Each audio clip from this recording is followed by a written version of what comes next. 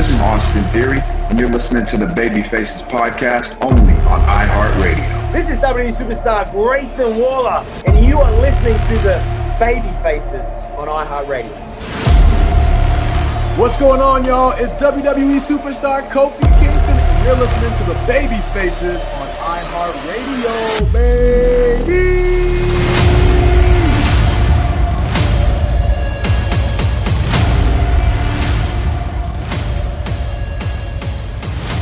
All right, you hear that music. That means it is time. You're back on with the Baby Faces podcast live on iHeartRadio, broadcasted by 97.5 WAMZ and our sister station, 98.1 The Bull. We are back with a very special guest. We're on a roll with WWE Superstars, and you may see that guy in the middle. That's not our special guest, Billy. I know that everyone's been chanting hashtag We Want Billy, but no, he's just a part of the show. Our special guest is this guy all the way to our right, Chad Gable, WWE Superstar, former SmackDown Raw Tag Champs. This guy's done it all, had one hell of a year last year, and he's going to be part of Raw that's coming to Lexington next Monday. So, Chad, thank you for coming on to the show, man. How you doing? We're getting ramped up for Wrestlemania season. Oh, baby, it's my favorite time of the year. I always say for obvious reasons. I mean, it's everybody's goal to get on the show, have their match, have their moment, but it's the old athlete in me comes out at this time of year because I get to crank up my training. I get to dial in the diet and really try to peak for that one big show, you know, so I'm excited. Yeah,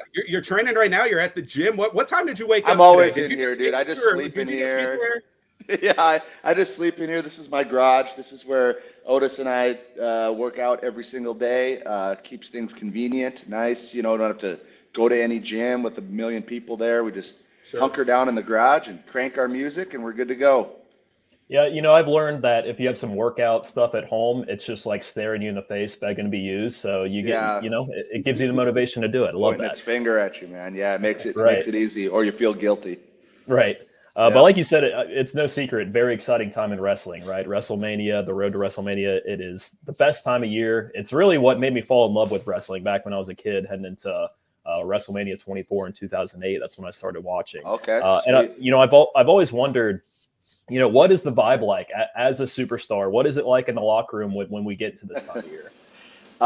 You know, you can feel it change the first day the sign goes up. I'll say that. When they raise it, and it's almost like we know it's coming, but it kind of catches you off guard every time the sign, you see it there the first time, and it's almost like everybody puffs their chest out a little bit more. And it's like, you know, it's time, baby.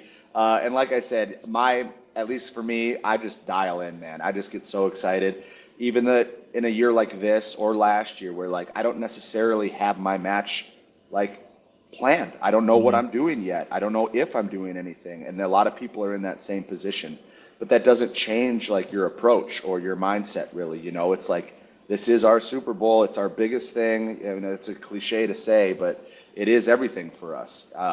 And, you know, it's hard not to just get that feeling you had when you were a little kid, man, and you get to be a part of it now. So it's exciting. I mean, I personally, Austin attended WrestleMania last year. We're trying to find our way there this year. Hopefully we can get some credentials or something, but we're going to try to apply this year. Yeah. So I've never been personally. I can't even imagine, you know, the experience as a fan, obviously incredible, but as a superstar walking out in front of, you know, 80,000 people, what is that feeling like? I mean, it's probably a cliche to say it's unlike anything in the world, but like try to give us a glimpse of what that would be like for us walking out there. Yeah, let me try to do this in a real way so it's not just, like you said, like a cliche, but it's like, you know, I did it in Dallas, and then I did it last year again in LA, and I would say in LA, I allowed myself to take it in a lot more than I did in Dallas for whatever reason. I don't know if it was because Dallas was like my first one as a performer on the show. But in LA, I took a step back when Otis and I walked out onto the stage because it's like, you know, as a kid, and for those that don't know, before the Olympics, before anything, this is all I ever wanted to do. And it was maybe the best moment of my life because you kind of take a step back and go, I did it. I've arrived. And everybody's looking at you. It's not like when I did the Olympics and walked in the opening ceremonies. It was a spectacle in and of itself. It blew my mind. It was a stadium as well, but nobody was looking at me. You know, they were looking at the spectacle. What's unique about WWE in these moments when you earn them for yourselves and you're given these opportunities is, for that one moment in time, man, it's all about you. All eyes are on you. That whole stadium, 80, 90,000 people, however many people, there's nothing like it. I mean, there's no, unless you're a concert performer or someone that can sell out a stadium like that, you don't get those moments. And as a kid coming from Minnesota, growing up in this humble town where just hard work and everything was preached, to reach the pinnacle basically of what you do, it's just so gratifying. And it almost like sets you up for life to be able to tell people like, it's possible, man. Like whatever your dream is, no matter how big or impossible it might seem, you can do it. Because trust me, I grew up in a regular neighborhood, just like everybody else did. And so to come that far and just be able to take that back in for a moment was something else. It's fascinating to say that you kind of, it's always, especially me and Billy working in the radio business and working in events, we work a lot of really cool things too. It's sometimes hard to stop and smell the roses a little bit, but you know, to sit and watch you as a performer, a sports entertainer, we wouldn't even be able to tell how nervous you was, especially before that match last year, because that happened to be such a really good match. And I think a lot of people were kind of maybe giving it flack a little bit. We had Ricochet on a couple of weeks ago and talked about how, you know, it felt like you guys tore the house down, and you guys totally did. And you guys are no secret to doing that. So once you get out there and you kind of have a match like that, is the vibe good once you step back through the curtain afterwards, especially in a match where it seems like, oh, you guys are just kind of thrown on the card? Sure. Like that. I mean, talk about like having a chip on your shoulder. Like I went from finding out we were going to have that match, which is like, oh, like I felt rewarded. I felt like I put in the work for the year. I get this match. But then, as you said, the feedback from a lot of people is like, whoa, why do they get a spot on the card? Like there's no story there. It's like, okay, now my mindset switched. Now I get to go back to that old athlete mode, and it's like, okay, now it's a competition, boys, because we're gonna tear the house down. Yeah. And the coolest thing was like, you know, walking into Wrestlemania weekend, and the vibe is there, and like LA, and like all the boys are showing up, and everyone's getting together, and we're all vibing about this match. Everybody felt the same way. Like everybody was like, okay, we're going to walk in that thing and we're going to tear the house down and we're going to blow everyone else out of the water because of that. Like, so now you're going to pay for saying that. And then we left the show and everybody's saying it was the best match, like maybe the best match of the weekend. Probably the most entertaining match of the whole weekend. No like fireworks, right? Just dropping bombs the whole time. And I think a big part of that was just like everybody was so unselfish. Like everybody wanted each other to like look good. Everybody wanted the match to come together, look good. And when you have that kind of vibe and that like relationship between all of the guys in the match, thankfully, which we did, I mean, that's what you get. You get a spectacle. And so I think coming out of it, it's like going forward, everyone's going to be like, well, what's the spectacle match going to be this year? What's the, or whatever we called it, the showcase match? Who's in the showcase match this year? Because we made it a thing from the first year. That's how you do something. So. Well, it's been a very Wrestlemania heavy themed interview so far, and for obvious reasons, I'll continue on that theme with a few lightning round questions, a couple Mark questions here for you. What's your favorite Wrestlemania match of all time?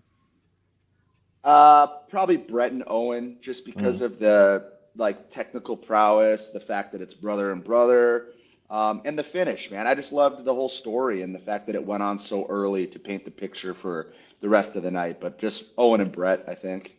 How about like best overall Wrestlemania from top to bottom? Maybe 18, probably. The one I remember. Love that Wrestlemania. Like, yeah, that's probably, I would say that'd probably be it. Yeah. Yeah, I know 17 gets a lot of love. 17, 18, 19 was a hell of a stretch in my opinion. What a run. There's a lot of good ones in the 20s as well. That's when I grew up. That was just around me. I'm talking about the Houston Astrodome, like that WrestleMania 17, that gimmick match. I remember that for whatever reason, and that was good stuff. I also have another Mark question before we wrap up and let you go, Gable. You had one hell of a run last year with Gunther and chasing the Intercontinental Championship. Fell short, but you had one hell of a match with him, and obviously you had a great moment afterwards with your family and your daughter. I have to to ask, how's everything? Is she still have heat with Gunther? Is she still doing good with him? Yeah, she's all good now. I think I had to talk her down a little bit, after that, but she saw herself like online, which was weird, after like in articles or whatever, and she's like super into YouTube and stuff. So she's like, as soon as she saw that, like her mind all shifted off of Gunther and onto like, what are people saying? I'm like, we're not worrying about what people say now. Don't get into that mode. So, it's just funny, man, how your different kids, I have 3, react to different things. So she was everybody saw she was like highly emotional from the match and physical. Like my little dude, who you might have seen too. He wears singlet that matches me in all my big matches. He like is into the matches, but not as emotional about it. And then like my middle girl, like she could care less. She just like looking down and like she was just mad because she spilled her nachos, and was out of lemonade. I understand the feeling. Yeah, people get it. So. We are talking to WWE Superstar Chad Gable, just days ahead of Monday Night Raw taking over Rupp Arena in Lexington. Chad, have you been to Lexington, Rupp Arena, even the state of Kentucky before? Any memories there? And what can the fans, expect if they come out to the show on Monday? Shout out to Factory Gym, first of all, one of my favorite gyms. Anyway, I've been to Lexington many times. What a wrestling crowd you guys have there. Just whatever it is, they seem to really love their wrestling in that area. And so it brings me joy to come back to areas like that really stand out, because it's not everywhere in the country. We're a hot product right now, but there's certain spots and areas where we really stand out and feel like we resonate, and Lexington's one of them. So I'm excited to get back there and go to Factory Gym, one of my favorite spots. Well, Chad, man, we appreciate you taking the time, and we'll see you here in a couple days in Lexington. Thanks, guys.